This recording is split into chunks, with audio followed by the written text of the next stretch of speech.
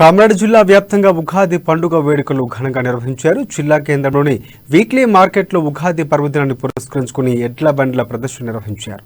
ఎడ్ల బండ్ల ప్రదర్శనను ప్రభుత్వ విప్ గంప గోవర్ధన్ జెండా ఊపి ప్రారంభించారు. ఎడ్ల బండ్ల ప్రదర్శనలో సుమారుగా 40 ఎడ్ల బండ్లు పాల్గొన్నాయి. ఎడ్ల బండ్లను అందంగా అలంకరించి దుర్గమ్మ, పోచమ్మ ఆలయాల చుట్టూ ఎడ్ల బండ్లను తిప్పారు. అనంతరం అక్కడి నుంచి పెద్దమ్మ గుడి వద్దకు తీసుకువెళ్లి ఆలయం చుట్టూ ఎడ్ల బండ్లను తిప్పారు.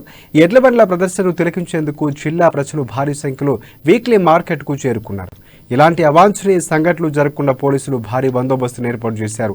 అందరి సహకారంతో కామారెడ్డి నియోజకవర్గాన్ని అభివృద్ధి చేస్తున్నామని గోవర్ధన్ తెలిపారు. ఎడ్ల బండ్లు కట్టినారు. ఆ సంఘాల వారికి అందరికీ పేరు పేరున నా తరపున గౌరవ ముఖ్యమంత్రి కేసీఆర్ గారి తరపున నేను కృతజ్ఞతలు తెలియజేస్తూ మనం అందరం కేసీఆర్ గారి ఆశీర్వాదంతో కామారెడ్డి పట్టణాన్ని జిల్లా కేంద్రం చేసుకొని మీరందరూ చూస్తా ఉన్నారు ఏ విధంగా ఒక్కొక్క పని